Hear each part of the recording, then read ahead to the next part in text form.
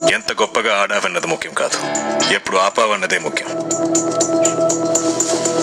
గెలిచి ఓడితే ఆ ఓటమే గుర్తుంటుంది, ఓడి గెలిస్తే ఆ గెలుపు చరిత్రలో నిలుస్తుంది. ఎందుకంటే history only remembers how you finished. చరిత్ర నన్ను ఎలా గుర్తుపెట్టుకుంటుందో నాకు తెలీదు. మీరు నన్ను ఎలా గుర్తుపెట్టుకుంటారు?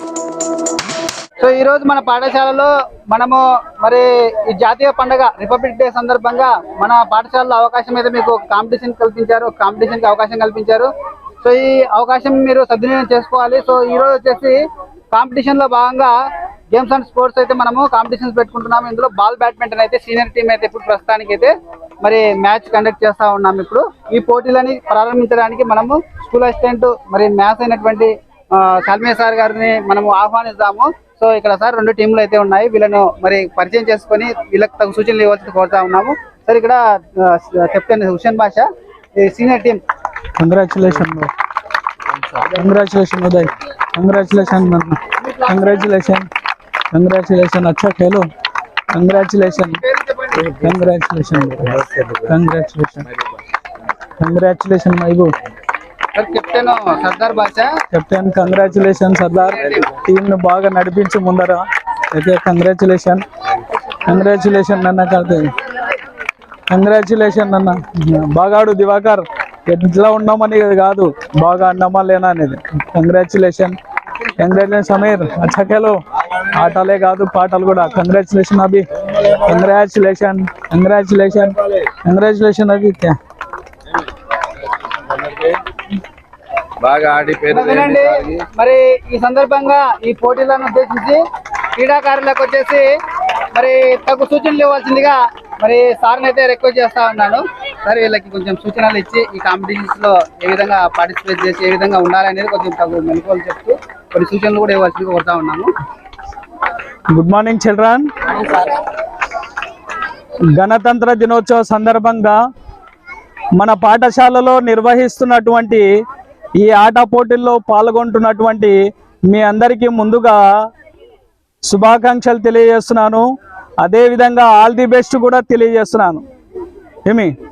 చదువుతో పాటు ఆటలు అనేటివి చాలా అవసరం. చదువు ఎంత ముఖ్యమో ఆటలు కూడా అంతే అవసరం. ఎందుకంటే ఆటలు అనేటివి శరీరానికి దారుఢ్యాన్ని ఇస్తాయి, శరీరంలో ఫిట్నెస్ని ఇవ్వడానికి ఆటలు ఎంతో ఉపయోగపడతాయి. ఇవి ఆటలు ఆడటం వల్ల మనసుకు కూడా ఆహ్లాదకరంగా ఉంటుంది. ఈ మనసు ఆహ్లాదంతో ఉంటే ఆటోమేటిక్గా చదువులో కూడా మనం రాణించడానికి ఒక అవకాశం ఉంటుంది.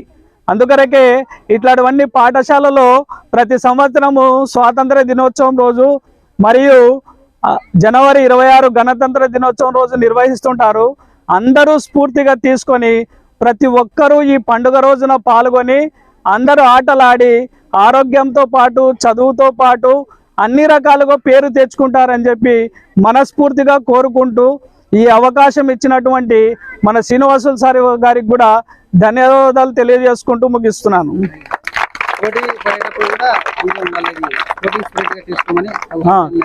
అదేవిధంగా ఆటలు ఆడడంలో పోటీ అనేది సహజం, పోటీలో గెలవడం అనేటటువంటిది కూడా సహజం.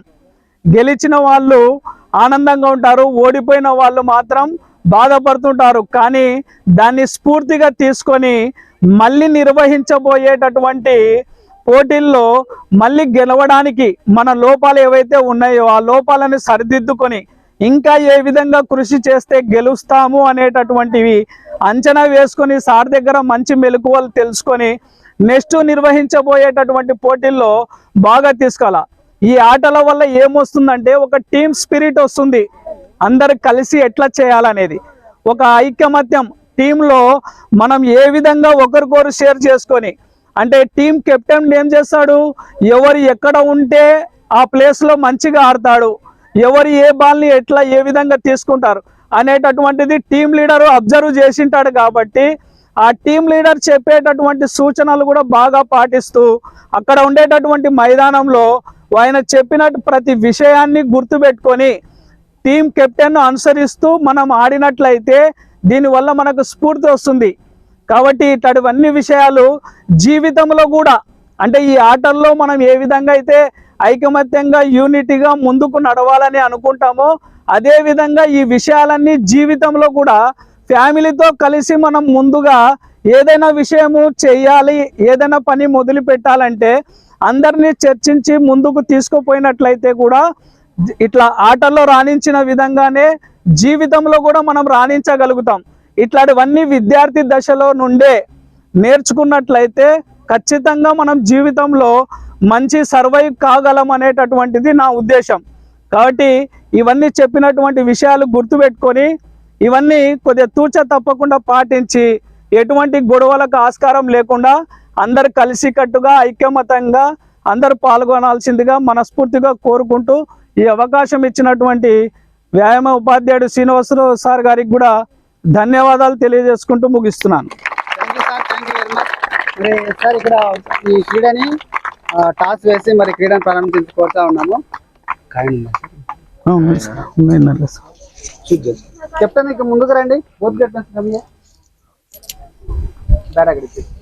మీరు చూజ్ చేసుకోండి, ఒక హ్యాండ్ చూజ్ చేసుకొని సార్ ఇక్కడ ఎందులో ఉందో అనేది ఇక్కడ ఎవరు చెప్పాలనే దాని గురించి మీకు హ్యాండ్స్ బోత్ హ్యాండ్స్ ఇక్కడ పెడతారు. మీరు ఏదో ఒకటి చూజ్ చేసుకోండి. సరే నువ్వేనా, నువ్వు టాస్ చేసినప్పుడు నువ్వు చెప్పాలా, హెడ్ ట్రైల్ అనేది నువ్వు చెప్పాలా. సరే టాస్ హెడ్ ట్రయల్ పడింది. సర్దార్ భాష టాస్ విన్ అయినాడు సర్దార్ భాష. మరి సర్వీస్ తీసుకుంటావా, కోర్టు తీసుకుంటావా? సర్వీస్ తీసుకుంటావు. నువ్వు కోర్టు ఇదే అదే సార్. మీరు అవతలకి వెళ్ళిపోండి, మీరు ఇవతలకి రండి.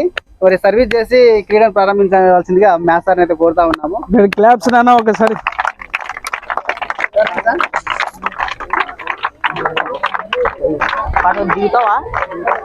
ఎక్కడ అవుతల్లా కొండి అవతల కొండి వెళ్ళే तू उधर को जा, इनके ले तो ले बैठ तैयार ఓకేనా? ఇవ్వండి ఇవ్వండి ఇవ్వండి సార్కి ఇవ్వండి, సార్కి ఇవ్వండి.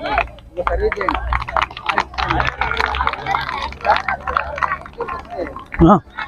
అటు ఇటు ఉంటుంది. దుర్గా ప్రసాద్ సార్ నుంచి దుర్గా ప్రసాద్ ఓకే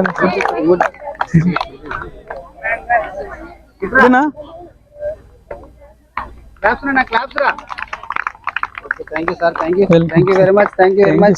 అంటే మీరు